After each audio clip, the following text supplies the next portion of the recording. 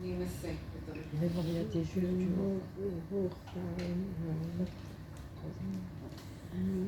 Mama, wo gehst du? Ich willkommen zurück, mein Kind, mein teure Kind. This was the beginning of my story. I was born in 1931 in Lita, in a shtetl called Rakashek. And when the war broke out, I was 8 years old. And in 1939, when the war had already started, my mother decided that we should come to America. My father was a Rav in the shtetl where we were, and he was also a sheikhet. And I had an uncle in Syracuse, New York, who had sent us visas to come to America. But at that time, we weren't ready to come. So in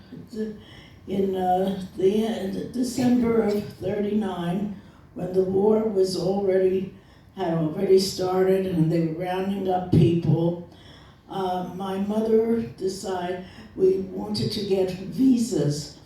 I was one of 4 children. I was the youngest in my family, and they would not give us the visas. So my mother decided, she was a very, very strong woman. She went to the capital in Kovna without money, without food, and she went away, and we did not know whether she would ever return. And I was crying, where is she going? I wanted to go with her. So it took 8 days, and she sat in the office of the Poles, and the Germans were already there, to try to get visas. Every day they said, if we see you one more day, we will kill you. And she spoke German and Polish and Lithuanian, and she begged them. She said, I have 4 children, and we just want to leave. We're good people. So finally, after the 8th day, they gave her the visa, and they said, if we see you one more time, we certainly will kill you. So she came back after 8 days, and we came back, and there was passage on the last ship out. However, we did not have the money. So my mother had a sister in the next town who was very well-to-do. And we had to go, and my aunt went to get her, to get money. And my aunt, who was very wealthy in the next town, who may have been able to buy her way out, but you didn't want to leave a business. So they stayed, and of course they perished. And my family went. We ran with just the clothes on our back, and we were the last people on the ship. And people were begging, giving us letters to take to relatives in the United States to see maybe they could get visas for them. But it was a very hopeless situation. So we started out we went to Estonia and Latvia, and when we left, I had an aunt who came to say goodbye to us. She was already sick, very sick, and she kissed our feet when we left. She was so sad, without children, and she was one of the first victims in the Shoah. Our ship, I just wanted, this speech that I want to give is really about my mother, who was very resilient. She never took no for an answer. If it could help, she would do it.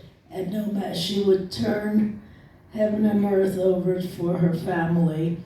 She was very strong-willed and very kind, and she just wanted us to be free, have freedom, and to educate her children, and to come to live in peace. So she in the town. My mother had a galanterie firm where she sold fabrics, because then you could not buy clothes ready-made. So she had a store, and people came in and bought, and she had many non-Jewish customers also. However, if it snowed on a Shabbat and we couldn't shovel the snow, they would come and put her into jail. So she spent many a Shabbat in a jail because we couldn't shovel the snow. Until after it was shoveled after Shabbat, she got out of jail. So these were the things that she did. Well, on our ship going to America, the Baltic, the ocean was mined, so our ship hit a mine, and we limped into Sweden, and then we had nothing to eat on the ship because it was not kosher, so we just had bread and water. It took us 2 weeks to get to America, and the ship had hit a mine, and the captain died of a stroke on the ship. And then we went from Sweden to Norway. In Norway, the Jewish community heard that there was a ship of refugees. So they brought us herring and potatoes. So in Norway, we had something to eat.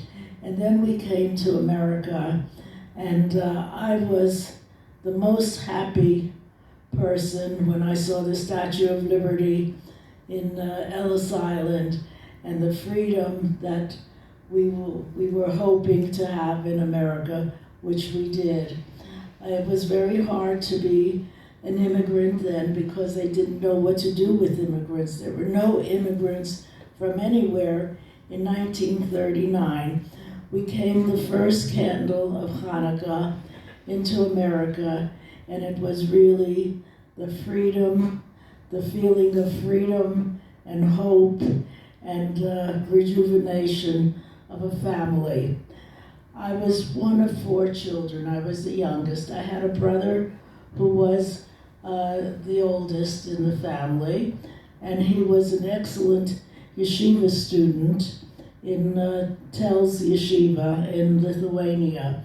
And because he was such a brilliant student, the rabbis did not want him to come to America because they thought it would spoil his studies.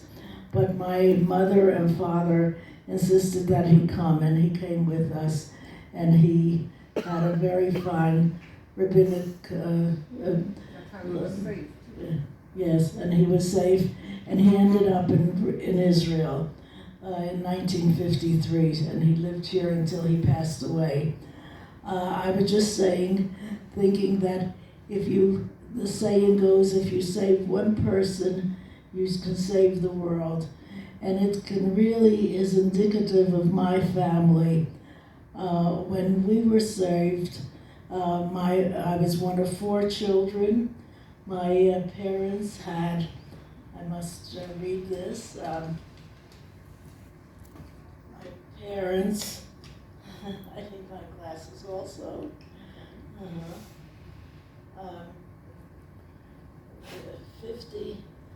59 grandchildren, and a total of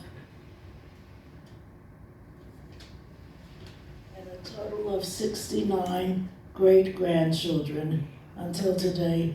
So so you can see how you can be thankful for one person who really turned around the lives From one person, there were 69 offspring. And I'm thankful today, of course, that at the end of my life, I ended up in Israel, which is a wonderful experience, and I'm thankful each day for my being here. Thank you. Thank you, Rose. Thank you so much. Anybody want